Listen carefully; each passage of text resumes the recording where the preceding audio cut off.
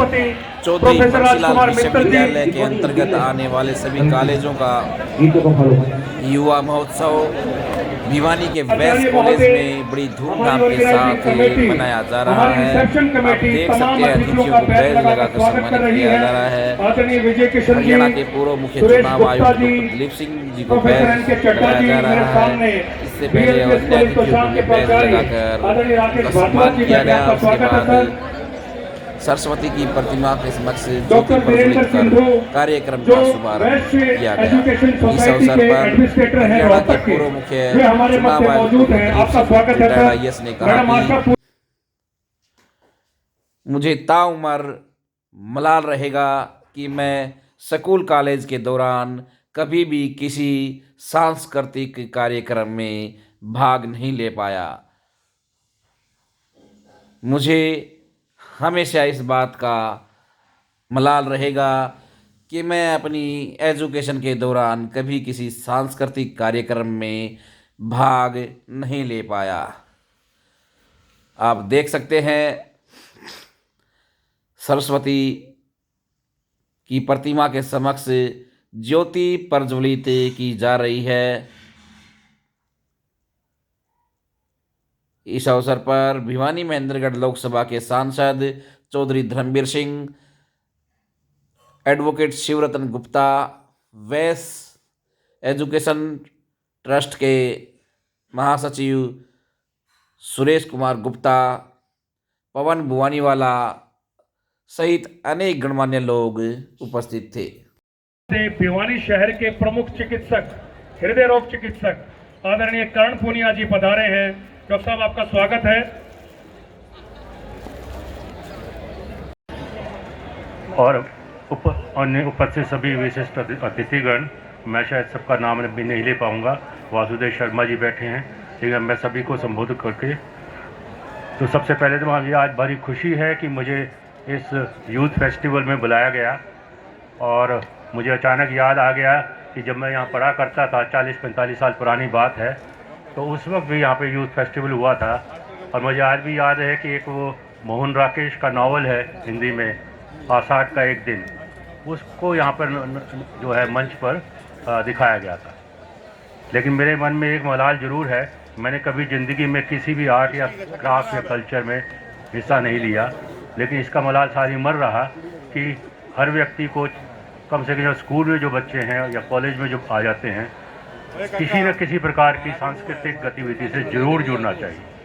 चाहे आप गाना ही गाएं, चाहे आप बाथरूम में ही गाना गाएं, वो भी चलेगा, लेकिन किसी न किसी चीज़ को आपको जुड़ना चाहिए, आर्ट से, क्राफ्ट से, कल्चर से, म्यूजिक से। और ये आपके सारी उम्र काम आता है, आपके सेल्फ कॉन्फिडेंस को बढ़ाता है, आप कहीं भी स्टेज पर बोल सकते हैं। तो जो मेरा मलाल है, मैं चाहूँगा कि बाकी लोग इसको दूर करेंगे और सभी को आप स्कूल में और कॉलेज में ही स्पोर्ट्स के साथ साथ सांस्कृतिक कार्यक्रम को भी आप आगे लेके जाएंगे।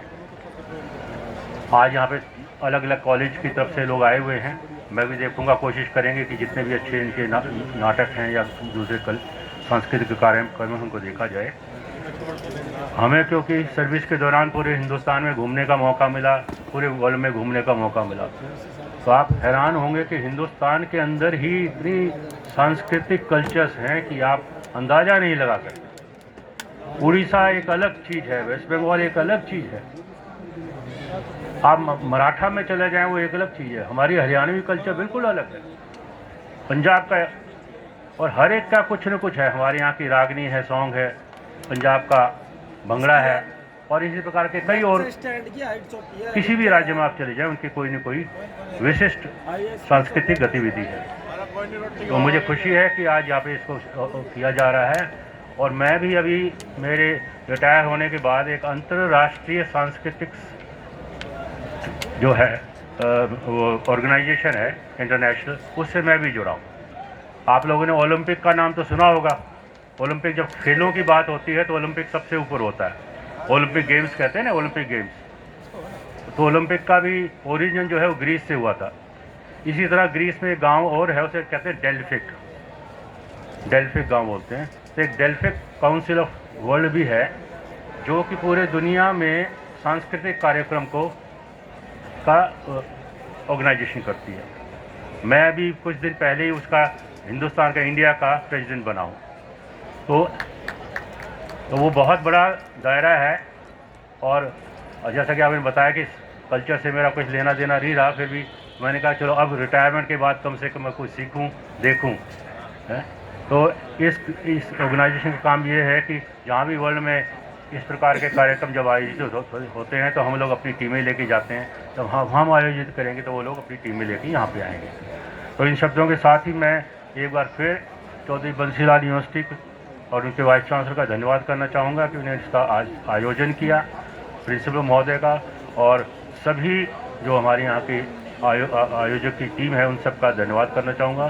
खासतौर पर सुरेश गुप्ता जी का, जो कि मेरे मित्र हैं, मेरे क्लासमेट भी हैं, लेकिन मुझे पता चला कि पिछले कुछ दिनों में इतनी जोर लगाया है इस कॉलेज पे कि कॉलेज का जो है वो नाम जो है वो ऊपर आने लगा है। तो मैं चाहूँगा कि ये कॉलेज मेरा कॉलेज रहा है, मैं हरियाणा कार्य में था इसलिए आना जाना रहा 40 साल मेरा भी, मतलब ये नहीं है कि मैं इतने सालों के बाद अचानक यहाँ पे आ गया हूँ। मैं यहीं हर साल, ऑलमोस्ट हर साल इस कॉलेज में आया करता था। ठीक है, तो मुझे खुशी है कि मुझे दोबारा आया। और एक और मेरे को पता चला है कि अब जो अलुमनाई की भी लिस्ट बन रही है, सुरेश गुप्ता जी बना रहे हैं कि जो लोग यहाँ के पहले विद्यार्थी रह चुके हैं उनकी भी लिस्ट बनाए। मैं तो समझता हूँ ये काम बहुत पहले किया जाना चाहिए था। दुनिया में जितने भी अच्छे कॉलेज हैं, दुनिया के, यहाँ हिंदुस्तान की बात नहीं कर रहा, वो अपने अलुमनाई के बेस पे चलते हैं। लेकिन हरियाणा में कुछ रिवाज ऐसा है कि एक बार अगर कोई कॉलेज से निकल गया तो उसको दोबारा बुलाने का कोई रिवाज है नहीं।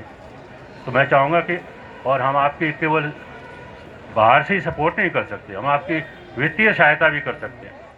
ऐसे ऐसे लोग हैं जिन्होंने कैम्ब्रिज यूनिवर्सिटी में, बॉस्टन यूनिवर्सिटी में और उसमें कोलंबिया यूनिवर्सिटी में 500 करोड़ रुपए लोगों ने दिए हैं, इसलिए कि मैं उस कॉलेज का स्टूडेंट था और मैं वहाँ रिसर्च के लिए या किसी काम के लिए पैसे देता हूँ। आप पढ़ते होंगे अखबारों में। तो 500 करोड़ तो हम शायद ना दे पाएँ, ठीक है, लेकिन फिर भी अगर कोई आज कहे कि मुझे थोड़े पैसे चाहिए तो हम मिल करके 150 अलुमनाई पैसे भी इकट्ठे कर सकते हैं। तो मैं चाहूँगा कि इस अलुमनाई सेशन को आगे चलाया जाए और इसका ज़्यादातर बीड़ा इसका प्रिंसिपल महोदय के ऊपर होता है। अगर आप टच में रहेंगे तो हम लोग भी टच में रहेंगे, आप टच में नहीं रहेंगे तो हम लोग भी नहीं रहेंगे। ठीक है, तो आज मैं दिल्ली यूनिवर्सिटी का भी रहा हूँ स्टूडेंट। जब भी कोई फंक्शन होगा बुलाते हैं, कोई इंटरव्यू होगा बुलाते हैं, ठीक है ना, हम भी जाते हैं, पढ़ा के आते हैं वहाँ पे। तो इन शब्दों के साथ मैं एक बार फिर आप सबका बहुत बहुत धन्यवाद करना चाहूँगा। जितने भी यहाँ पे हमारे स्टूडेंट्स आए हुए हैं जो यहाँ परफॉर्म करेंगे, उनके लिए भी मैं बहुत ही जो है गुड लक बोलना चाहूँगा, और आपने मुझे बुलाया उसके लिए बहुत बहुत धन्यवाद। बहुत बहुत धन्यवाद सर। सर डॉक्टर हरियाणा में धन्यवाद डॉक्टर हरियाणा को। सर आज फेस्टिवल में क्या संदेश देना चाहते हैं? देखिए, मैं संदेश ये देना चाहता हूँ कि कॉलेज में जो है कल्चरल प्रोग्राम्स होते हैं, खेल कूद होता है। ये देखा गया है कि आमतौर पर जो हमारे विद्यार्थी होते हैं वो इनमें बढ़ चढ़ के हिस्सा नहीं लेते, और उसका कारण ये है कि जो हमारी शिक्षा नीति है उसमें खामी है। क्योंकि पूरी दुनिया में, हिंदुस्तान के बाहर जो है, यूरोप में, अमेरिका में, जब भी कोई खेल कूद की एक्टिविटी होती है या कल्चर की होती है, उसके लिए 30% मार्क होते हैं। मतलब अगर आपने स्पोर्ट्स में कुछ किया तो आपके 10% मार्क्स, 30% मार्क केवल खेल कूद के लिए, कल्चर के लिए होते हैं। अगर वो हिंदुस्तान में भी हो जाएँ तो, क्योंकि हमारे यहाँ तो इसको एक्स्ट्रा करिकुलर एक्टिविटी बोलते हैं, ऑफिशियली एक्स्ट्रा करिकुलर बोलते हैं। तो मैं अभी जो हमारी नई शिक्षा नीति बनी है उसमें इस बात का जिक्र किया गया है। केवल किताबें पढ़ने से और 60%, 70%, 80% मार्क पाने से इंसान इंटेलिजेंट नहीं होता। भावनात्मक बुद्धिमत्ता भी एक चीज़ है। तो मैं चाहूँगा कि आपके माध्यम से ये संदेश पहुँचे कि 30 से 35% मार्क रिजर्व किए जाएँ स्पोर्ट्स के लिए और कल्चर एक्टिविटीज़, तभी ये जो है ये गतिविधि आगे बढ़ेगी। जैसे सर आज आपने बताया कि आपको मलाल रहा, अभी आपने किसी स्कूल कॉलेज में सांस्कृतिक कार्यक्रम में भाग नहीं ले पाए, तो क्या कभी आज अगर कभी आपको कहीं मौका मिले तो क्या कौन सी विधा में आप जाना चाहेंगे? आप सिंगिंग में जाना चाहेंगे, एक्टिंग में जाना चाहेंगे, कौन सी विधा? मैं बहुत से ऐसे अफसर को जानता हूँ जो रिटायरमेंट के बाद उन्होंने शुरू किया और बहुत अच्छा लगा, लेकिन उन्हें स्टेज के लिए नहीं करते, अपने नहीं करते। जैसे सिंगिंग है, आजकल सिंगिंग जो है आपने देखा होगा, बड़े बड़े कलाकार जब स्टेज पे गा रहे होते हैं वो नहीं गा रहे होते हैं, सिंगिंग जो है ना उसके 1000 तो इंस्टीट्यूट लगा रखे हैं। तो सिंगिंग की तरफ जाना चाहिए। हमारे जो पुराने क्लासिकल सॉन्ग्स हैं 30 साल 40 साल पुराने, उसको आज भी अगर आप सुनेंगे तो आपके मन में शांति होगी। सर फेवरेट सॉन्ग कोई तो होगा सर, हाँ जी, कोई फेवरेट सॉन्ग सर आप? नहीं अभी कोई ऐसा फिर भी सर थोड़ा सा। हाँ नहीं, फिर कभी। Thank you. धन्यवाद।